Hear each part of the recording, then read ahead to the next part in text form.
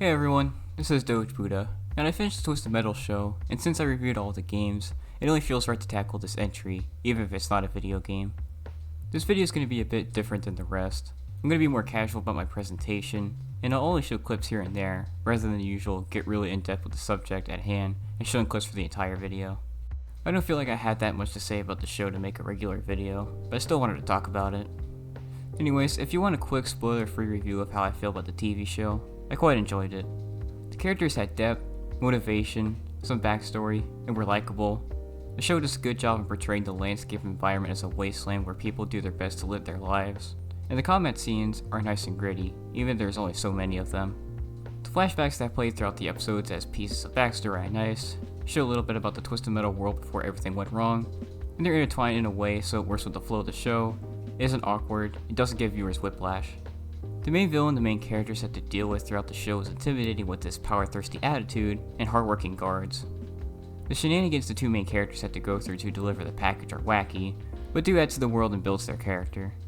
The only things I disliked were there's only a small amount of card combat, the conflicts between the two main characters get kind of repetitive, and the humor and darker moments are sometimes dulled whenever the transition between the two isn't executed properly.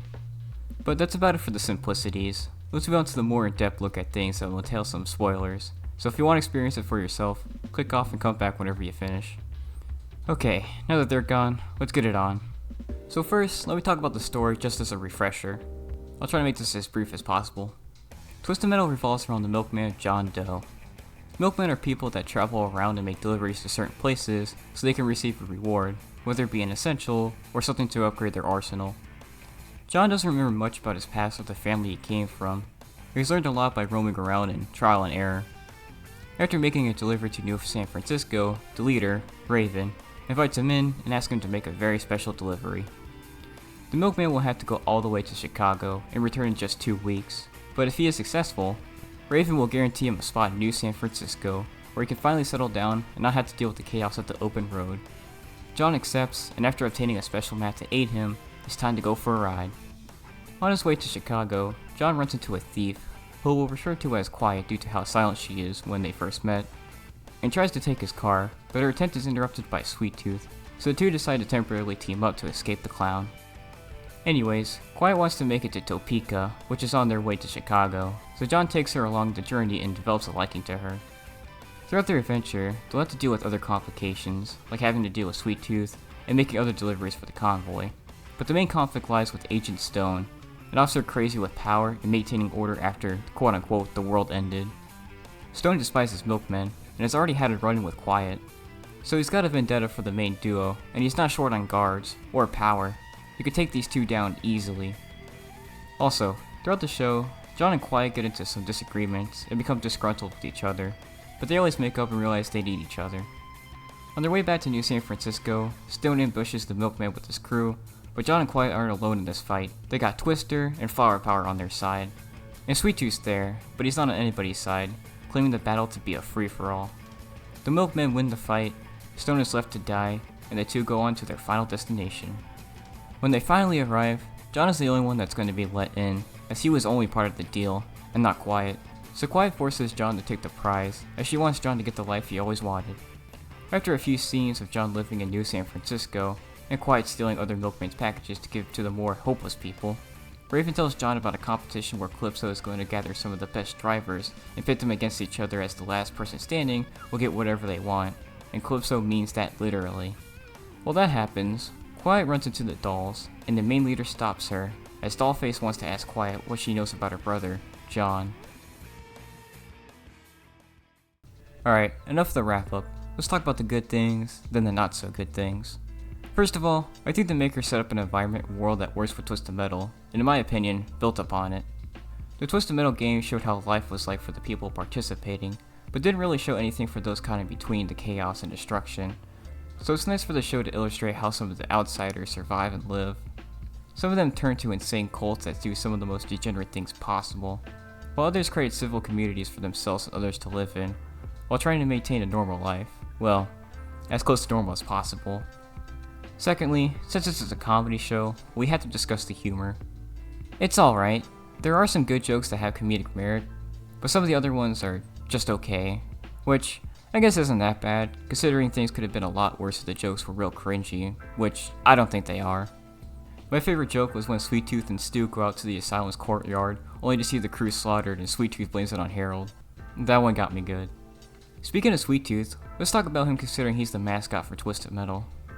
He's executed okay. He's still that same psychotic clown from the games, but he's more off the hinge than he is a relentless killer. He makes jokes and has a personality outside of just murdering people, which works more with the fact the show's considered a comedy, but it does feel weird sometimes. I'll give credit where credit's due though. They did pay him out to be a pretty badass dude. Like, when he breaks into Stone's dam and kills the cops and rescues the prisoners, he really showed off his skills and merciless nature.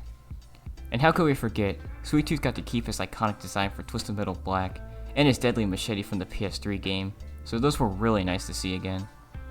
Moving on to other things, the writers of the show understood the source material quite well. There's a lot of small things that demonstrate they played the games, as there's only things that the most hardcore fans would pick up on. There's small Easter eggs like how the Blackfield Asylum from Twisted Metal Black is a location in this game, and the mention of Watkins Harbor and the Thrills and Spills amusement park from Twisted Metal 2012. But then there's certain things from the games that aren't that significant, but serve as story pieces, like how the weapons attached to the vehicles are the same ones from the games, or how Sweet Tooth's best friend is a paper bag named Harold, which not only references his Twisted Metal 1 ending, but also shows the state of his mental stability and his lack of sanity. But that's nothing compared to the bigger things, like how well adapted the characters are.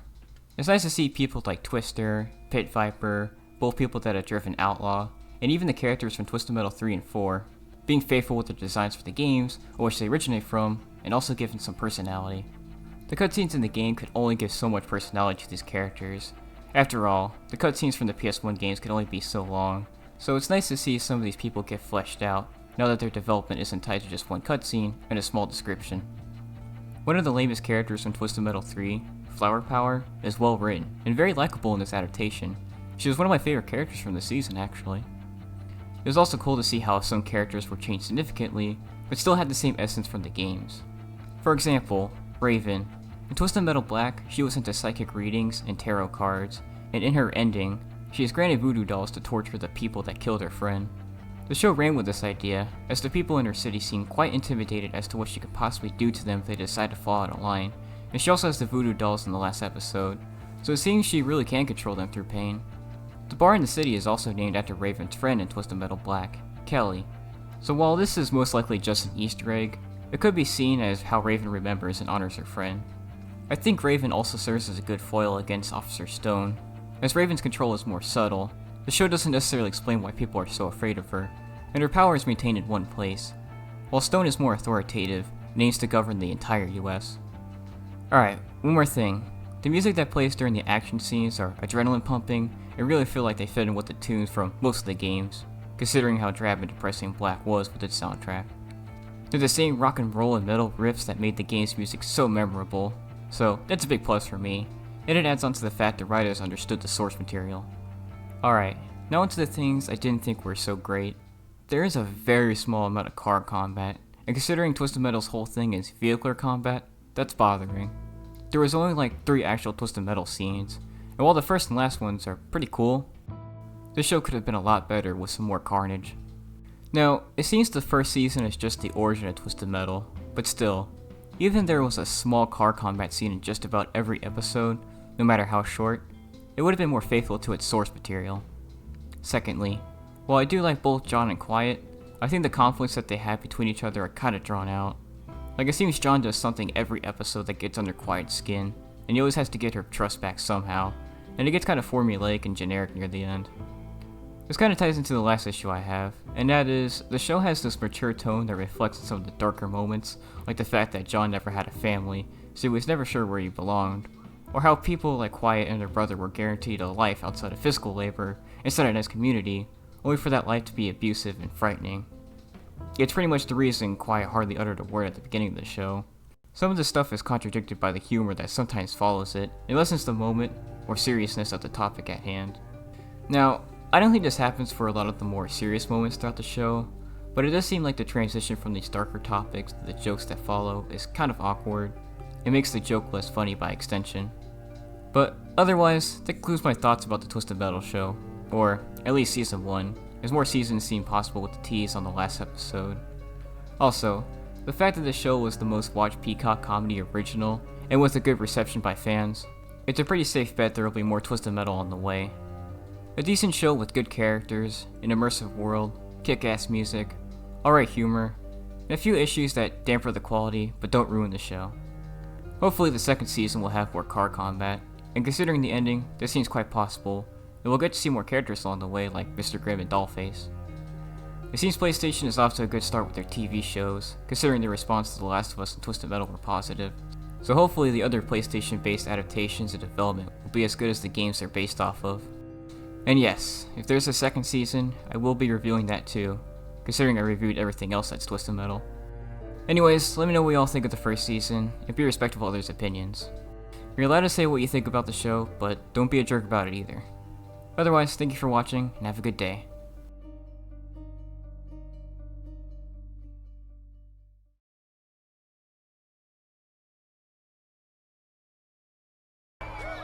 Baba Booey.